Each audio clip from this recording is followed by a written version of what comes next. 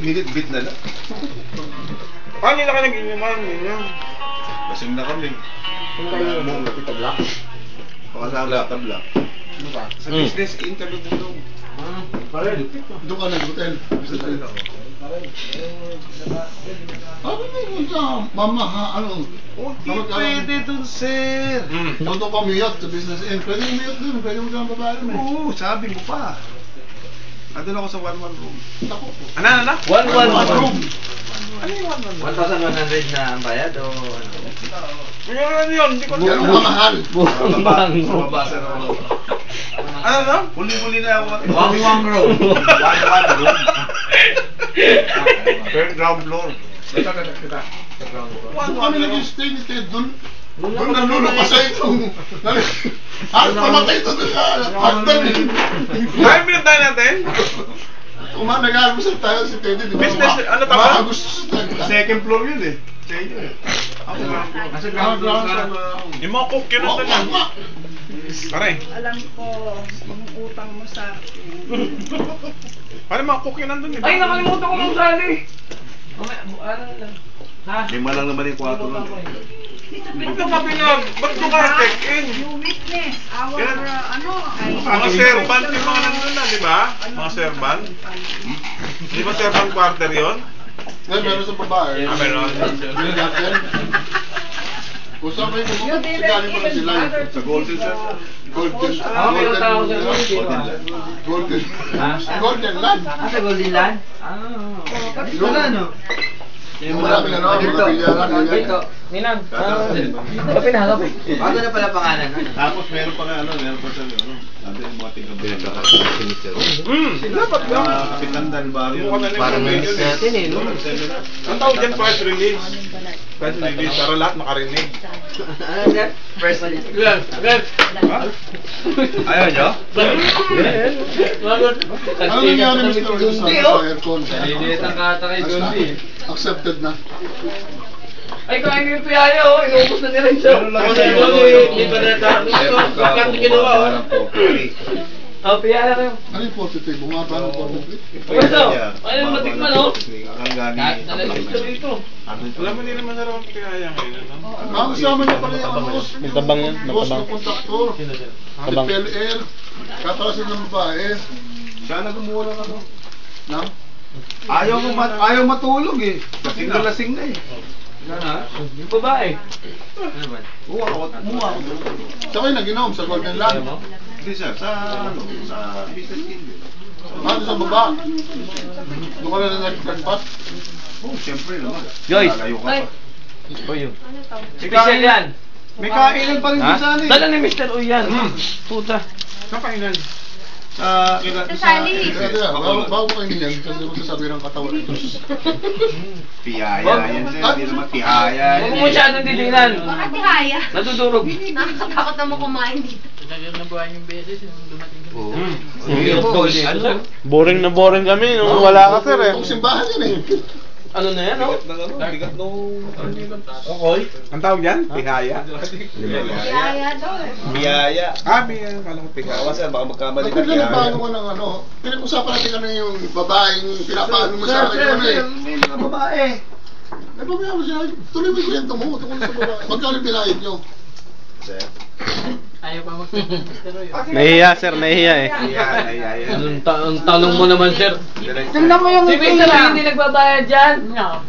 Basta tingnan mo yung ngiti. Ano? Ibang ang ngiti. Ibig sabihin, nagkagusto ka sa kanya. Ano? Ano mo, Marte? O, pustahan tayo, sir. Tingnan Hindi ko. ka nagbayad. Libre. Nagustuhan. Nagkagusto Ako sa'yo. pala kumuha eh. Parang ano. Nagkagusto sa'yo. Ako kumuha. Oo nga, pero binigyan ka pa. Hindi. Pero hindi ka nagbayad. Oo. Nagustuhan. Kayo kasi pag gaano kayo, nagbabayad kayo. Si Mr. Uy, nagkakatinginan lang sila sa ano. Walang bayan? Wala! Ano tipuhan? Tipuhan. Natipuhan. Ganun. Oh, ayaw pang umuwi, ha? Ayaw pang umuwi. Parang nailang. Ganon, ganon ka bango si ano, Sir Roy. Binabayaran. Yun ang bayaran, di ba? Si Mr. Roy, natipuhan siya. So walang money involved. Tawagan mo si... Infatuated. Kaya nga eh. Alas 4 din ng madaling araw, eh. Wala pang bayad yun, ha? Walang bayad. Tanga. Mamaya pinaglaba ka na naman ng underwear mo. Samantalang sila, sir, pag nagkukwento, May bayad. ay bayad na. 3 oras lang, nagmamadali pa yung babae. Wala pa isang oras, eh. Maalis din. Tsaka ba humingi ka kayong tawad? Na? Walang bayad. Pero hindi yung pinikturan, pustahan. Hanggang alas 4 ng madaling araw, nakaganyan lagi yung babae kay Mr. Oy. Putang na. Oh, ano, di ba? Mali. Ano? Patong. Oh. Mali pa ako. Lalabas ako, hindi ko ma-imagine. Maliit eh. Grabe. Ang kanilang maliit. Maliit yung babae. May cute eh. Akala ng babae, nakapang na troso sa kanya. Hindi kilala ko yung batis niya. Kasama ko sa Starlock eh. Sa Cebu, nakita ako doon sa Cebu. Oo. Sabi lagi na in love sa kanya, di ba? Hindi siya ibabayad. Siya pa binabayaran. Nagalit na ng pera, binalik yung pera eh. Meron. Nakita mo mamaya sa akin, ha?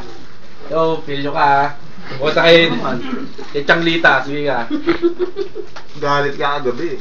Baka naman lang. Makausap mo sa telepono. Alas 11:30. Text. Nag-call ang putres. Text tapos nag-call. Oh, text tapos call. Unang ginawa ko, unang paliwanag mo. Talk it. Galit yung text eh. SIM card niya, talk and text. Kaya call. Anong ginawa mo doon sa babae? Sabi mo, huwag ka maingay. Bakit nabayaan mo lang? Wala. Hindi ka nag-offer ng bayan, Mr. Oy. Kahit ayan tanggapin, hindi mo in-offer. Nagbigay nga. Ha? Ayaw. Hanggang? Doon pala sir sa kinukuhanan eh. Laglag ka na eh. Pero yung babae mismo, hindi mo nabinigyan ng tip. Eh bakit naman kawawa naman yung babae? Bakit mo May ginawa in ng love spot sir. mo eh? In love nga. In love. In love. Pero ikaw, Mr. Ramin, naman ka. Oh, wala. Wala? Mga ganyan. Yung babae. Yung babae may naramdaman. Matigas pa lang ano nito. Ang bigat daw eh. Ramdam na ramdam sa sister eh. Kita mo na pare. Daliri pa lang Maleo. kulang na. Maleo. Paano pa lang di maliligayahan? Tapos na.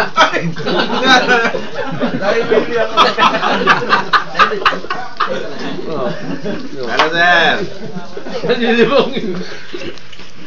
Anong world record pala ito? Nakahantaan tayo. Wala kang binatbat. Ganon kabango si Mr. Oy pala. Ng mga babae. Halos ayaw bumitaw. Ayaw eh. Grabe. Ano ba ang pagpasok sa kwarto? Tingnan mo yung kamay ni Mr. Sandwich, pansit, wine. Naligo na nga sir eh. Babago siguro, no? Sino? Ha? Alam ko. Naligo ka agad. Pinaligawan ka agad si Mr. Roy. Eh, babae. Galing mo talaga. Oh, pinaligawan. Pinaligawan si Mr. Roy. Nahuli mo. Pinaligawan. Ikaw ba nagpupunta kasi? Ang baho-baho mo na. Ang baho-baho mo na tuloy. Saka ba nagluto? Tumulong ka na naman sa tayan mo. Ang baho-baho mo na. Teka. Kasi ang pista ko eh. Kasi, naluluha ko eh. Di mo narinig? Kami kasi ni Teddy, bumibili pa kami ng wine. Pinaliguan. Pinaliguan na siya. Ganyan. Pang-kondisyon, no? Pinaliguan ka na kagad. Pagkapasok ko lang ako. Ang tindero. Sabi ni Sir Sayo, naligo daw yung babae. Sabi ko, hindi. Pinaliguan si Mr. Oy. Ano sabi sa akin, Mr. Oy? Galing mo. Galing mo. Nahuli mo na naman. Ang sabi ng babae, habang pinapaliguan? Saan ka galing? Ang bawa-bawa. Saan ka naglutot? Hindi, galing ako sa fieldwork. Mr. Oy. Oo. Kailangan ma-relax. So, pagkatapos ni Baligo, ano na sunod? Ay, saka na to sir. Paliguan. Ano ba naman ang gagawin? Sa Baligo pa lang, Magmanik Bahalang oras sir eh. sabi mo, galis pa. Sabi mo, libre. Alam ba libre na? Kala ko hindi pa aalis na eh. Hindi na kasi akalain mag-i-stay ng ganun katagal. Kasi ang usapan, madali lang. Isang oras lang eh, isang oras. Eh naligaya, na-inlove din mo. Na-inlove ka.